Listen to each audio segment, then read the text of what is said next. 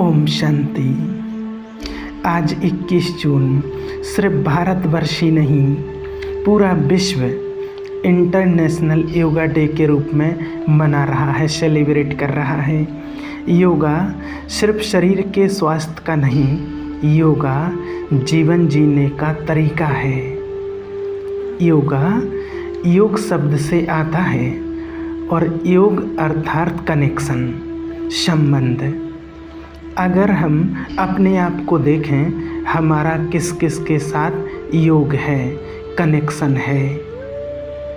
मैं आत्मा जब एक थॉट क्रिएट करती हूँ तो उसका कनेक्शन किस किस के साथ बनता है। मेरी हर थॉट सबसे पहले मेरे ऊपर असर करती है, अर्थात मेरी फीलिंग्स। सेकंड, मेरी हर थॉट मेरे शरीर पर असर करती है। योग वो शक्ति है जो आत्मा के संस्कार बदलता है। योग वो शक्ति है जो शरीर को निरोगी बनाता है। योग वो शक्ति है जो रिश्तों को मधुर बनाता है। योग वो शक्ति है जो रिश्तों को मधुर बनाता है। और योग वो शक्ति है जो प्रकृति को सतो प्रधान बनाकर सृष्टि को बदल देता है। लेकिन कई बार हम ये कहते हैं कि कितनी देर योग करना होता है, क्योंकि हमारे पास ज़्यादा टाइम नहीं है। लोग कहते हैं हम बिजी हैं, हमारे पास इतना टाइम नहीं है, हम कैसे मेडिटेशन करेंगे। तो आज हम सब मिलकर कुछ प्रतिज्ञाएं करेंगे, क्योंकि योग एक दिन का प्रोग्राम नहीं, योग सुबह के आधे घंटे का प्रोग्राम नहीं, योग एक जीवन जीने का तरीका है जिसको योगी जीवन कहा जाता है। परमात्मा कहते हैं 2 प्रकार की जीवन होती है, भोगी जीवन और योगी जीवन। इन 2 शब्दों को अपने माइंड में लेना और फिर खुद चेक करना, भोगी जीवन और योगी जीवन। भोगी जीवन मतलब वाइब्रेशन नीचे है, आत्मा की शक्ति कम है, आत्मा परेशान, कभी उदास, कभी नाराज़, कभी हताश, इन भावनाओं के साथ जीवन जीते रहते हैं। कभी यहाँ दर्द तो कभी वहाँ दर्द, तो फिर कहीं यहाँ झगड़ा तो कभी वहाँ नाराज़गी, क्योंकि संस्कारों से संसार बनता है।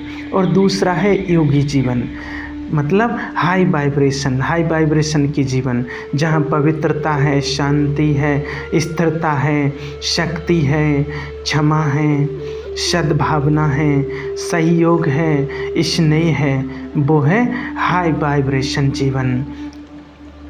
अब हमें सोचना है, चेक करना है कि हम योगी जीवन में रहना चाहते हैं या भोगी जीवन में रहना चाहते हैं। इसलिए हमें योगी जीवन पर रहना है, भोगी जीवन पर नहीं। भोगी जीवन में हमें नहीं रहना। भोगी जीवन में हाय हाय कहते रहते, हाय ये हो गया, और योगी जीवन वाले क्या कहते हैं, वाह वाह। तो सबसे पहली चीज़ जो योगी जीवन करती है, जो संकल्पों को और भाषा को और संस्कारों को बदल देती है। तो आज कुछ प्रतिज्ञाएं हम करते हैं जिससे हम अपने जीवन को योगी जीवन बनाएंगे।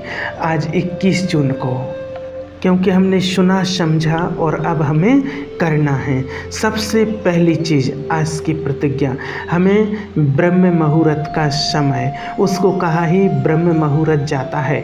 ब्रह्म मुहूर्त अर्थात 24 घंटे के मुहूर्त का समय। दुनिया में भी कुछ शुभ कार्य होता है तो मुहूर्त का समय निकाला जाता है, और अगर कोई समय पर नहीं पहुंचता है तो पंडित जी कहते हैं कि जल्दी करो, मुहूर्त निकला जा रहा है। सामने वाला कहता है कि पंडित जी हमारे घर के सदस्य तो अभी पहुँचे नहीं, तो पंडित जी कहते वो पहुँचे ना पहुँचे, काम तो भी करना पड़ रहा है क्योंकि मुहूर्त निकला जा रहा है। तो मुहूर्त का कितना महत्व होता है, क्योंकि वो हाई वाइब्रेशन का समय होता है। इसी तरह हर रोज़ के 24 घंटे का मुहूर्त का समय सुबह के 4 से 5 बजे का होता है। अगर हम मुहूर्त के समय सोए होंगे तो हमारा भाग्य कैसा हो जाएगा। और आजकल तो कुछ लोग मुहूर्त के समय सोए हुए नहीं होते हैं, मुहूर्त के समय सोने जाते हैं, उस टाइम पर उनका सोने का समय होता है। ये है भोगी जीवन के लक्षण। एक ही घर में 4 बजे एक कहता है गुड मॉर्निंग और दूसरा कहता है गुड नाइट, तो एक योगी जीवन जी रहा है, दूसरा भोगी जीवन जी रहा है। तो हम सब तो योगी जीवन वाले हैं। तो आज से हम 1 साल के लिए, अगले 21 जून तक के लिए 1 साल के लिए प्रतिज्ञा करते हैं कि हम हर रोज़ बिना कहे, चाहे कुछ भी हो जाए, हम मुहूर्त समय को मिस नहीं करेंगे। हम 4 से 5 बजे के बीच जागृत स्थिरता की अवस्था में परमात्मा से कनेक्ट होकर सृष्टि को, भारत देश को सात्विक शुद्ध शक्ति वाइब्रेशन देकर सिर्फ खुद को भरपूर नहीं करेंगे, लेकिन विश्व की सेवा करेंगे। हर रोज़ अगले 365 दिन सुबह 4 बजे उठना ही है। इसमें बहाना कुछ भी नहीं करना है, क्योंकि योगी जीवन वाले बहाना नहीं करते हैं।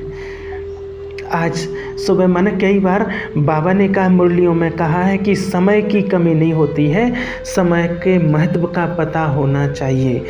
महत्व मतलब प्रायोरिटी।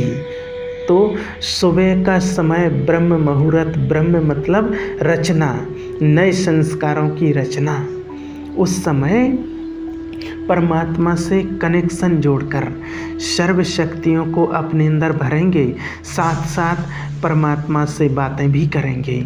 कलयुग के इस अंतिम समय पर जीवन में अचानक ऐसी बातें आ रही हैं कि पता ही नहीं चलता है कि इसमें क्या करना है। लेकिन हम यहाँ वहाँ से जवाब ढूंढने की कोशिश करते हैं, ऑनलाइन जाते हैं, लेकिन उस समय हर समस्या का, हर बात का, हर प्रश्न का जवाब उस परमात्मा से लेना है, उससे लेना है। उससे पूछो और वो जवाब देगा। इधर उधर सबसे पूछते हैं, सब जवाब देते हैं, लेकिन वो अपनी क्षमता से, अपने संस्कारों से। लेकिन मुझ आत्मा के लिए क्या सही है, वो तो मेरे माता पिता ईश्वर ही जानते हैं। तो सुबह उठकर अपने घर में ईश्वर में कोई बात चल रही है, वो उसको बताओ और फिर उसको सरेंडर कर दो कि आप मुझे बताओ कि क्या करना है। उसे ने हमें उत्तर देना ही देना है, और वो हमें उत्तर देता है कितनों के अनुभव हैं। और योग के समय ब्रह्म मुहूर्त में 1 बोतल पानी रखो और उस पानी में वाइब्रेशन डालो कि मेरा शरीर स्वस्थ है, मेरा ब्रेन परफेक्ट है।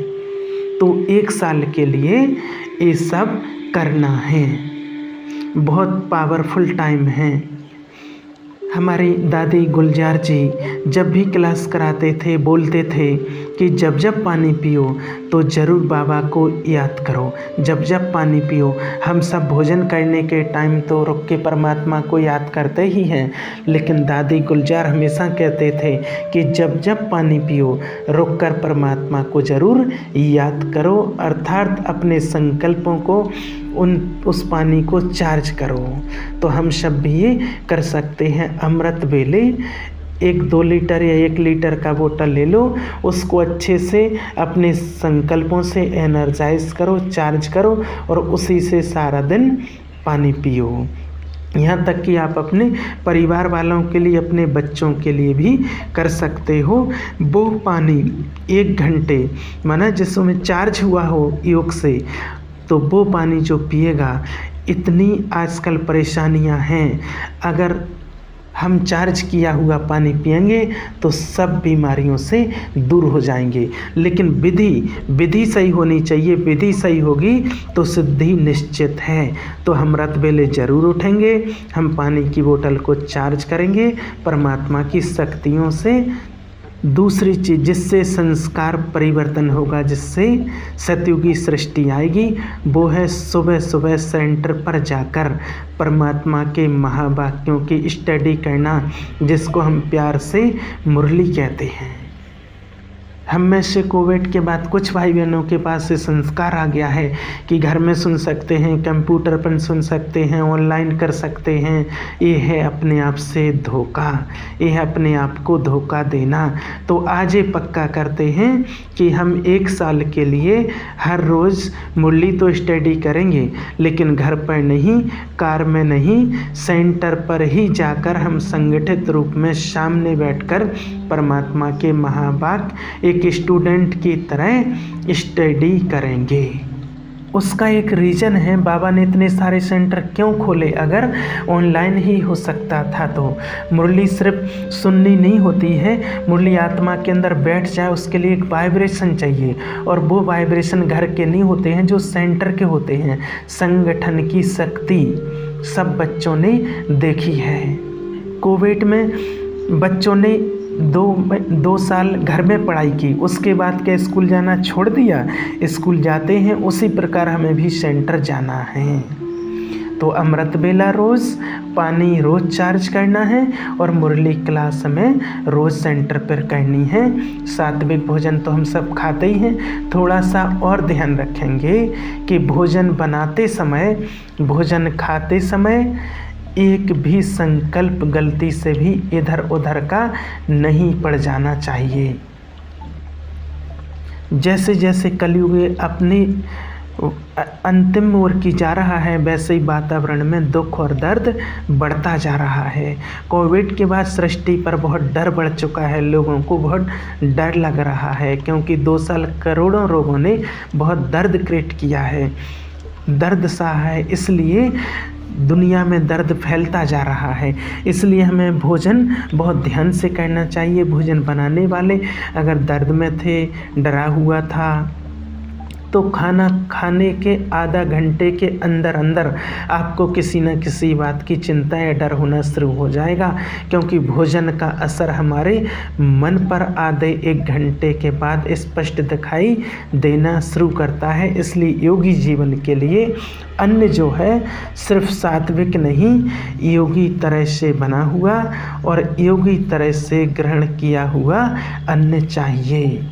तो 1 साल के लिए अगली प्रतिज्ञा, घर पर बना हुआ, परमात्मा की याद में बना हुआ ब्रह्मा भोजन, बिना कोई फ़ोन ऑन और टीवी खोले, बाबा की याद में पहले परमात्मा को याद करके अपने संकल्पों को, उस भोजन को चार्ज करके फिर मौन में भोजन करेंगे। अगर परिवार के साथ बैठे हैं तो प्यारी प्यारी मीठी बातें करते हुए कोई भी व्यर्थ बात भोजन में नहीं जाएगी। ये भी प्रतिज्ञा आज हम करेंगे, और सारा दिन जीवन कर्म योगी बनकर जिएंगे। और लास्ट चीज़, योगी जीवन माना योग निद्रा, नींद योगी की तरह होनी चाहिए। जब आप सुबह उठें, जैसे ही सुबह उठें तो पहले पीछे मुड़कर देखें कि आपके बिस्तर का क्या हालचाल है, उससे पता चल जाएगा कि आपकी नींद कैसी थी। अगर आपकी चादर बहुत ज़्यादा सिकुड़ी सिमटी हुई है, तकिया इधर से उधर हुआ है, तो इसका मतलब रात को मन में बहुत उथल पुथल चली थी। और जो योगी नींद होती है तो जब सुबह उठते हैं तो बिस्तर बिल्कुल वैसे ही होता है जैसे रात को सोने से पहले था, मतलब योगी सोया था उस बिस्तर के ऊपर, तो हमारे मन की स्थिति दर्शाता है। इसलिए रात को सोने से पहले 1 घंटे पहले टीवी फ़ोन सब बंद करके रात को सोने से पहले योग करें, बिना ना सोएं, क्योंकि सारा दिन की बहुत सारी बातें हमारे मन पर होती हैं। तो पूरा दिन हम कलयुग की हवा में घूमे हैं, काम किया है, बहुत सारी वाइब्रेशंस हम अपने अंदर भरकर लेकर आते हैं। जैसे हम शरीर को स्नान करके स्वच्छ करते हैं सोने से पहले, आत्मा को भी स्वच्छ करना बहुत ज़रूरी है। इसलिए सोने से पहले कम से कम 5-10 मिनट परमात्मा की याद में बैठकर उन सर्व शक्तियों को अपने अंदर भर के सारा दिन जिनके साथ काम किया उनको वो वाइब्रेशन देकर फिर मन को बिल्कुल स्थिर करके जब हम सोने जाएंगे तो गहरी नींद, कोई सपन नहीं, और अमृत वेले ब्रह्म मुहूर्त उठना सहज, कोई अलार्म नहीं लगाना पड़ेगा। तो योगी जीवन अर्थात निद्रा, योग निद्रा, सुबह ब्रह्म मुहूर्त, ब्रह्म भोजन खाना और कर्मयोगी बनकर जीवन जीना। और लास्ट चीज़ छोटी सी, हर घंटे के बाद 1 मिनट जो ट्रैफिक कंट्रोल का नियम बाबा ने बताया है, उसको चाहे कुछ भी हो जाए मिस नहीं करना। तो ए वाइब्रेशन हम पूरी सृष्टि को देंगे। इसी को सहज राजयोग कहा जाता है। और इस सहज राजयोग से इस कलयुग की मुश्किल से मुश्किल प्रॉब्लम ठीक हो जाती है, और इतनी ठीक हो जाती है कि कलयुग ही बदल कर सतयुग बदल जाता है। ये है परमात्मा की हम सबको गिफ्ट राजयोग। तो 1 मिनट के लिए हम साइलेंस में बैठकर अपनी प्रतिज्ञाएं पक्की कर लेते हैं। मैं परमात्मा का फरिश्ता हूँ, उसने मुझे चुना है सृष्टि परिवर्तन के कार्य के लिए। तन मन धन से समर्पित परमात्मा की श्रीमत पर चलने वाला मैं उसका फरिश्ता हूँ। मेरा जीवन योगी जीवन है, योगी जीवन है। मैं कर्मयोगी, मेरा हर संकल्प निस्वार्थ पवित्र है। मेरा हर शब्द दुआ है, आशीर्वाद है। मेरा हर कर्म सबको सुख देने वाला है। मैं परमात्मा का फरिश्ता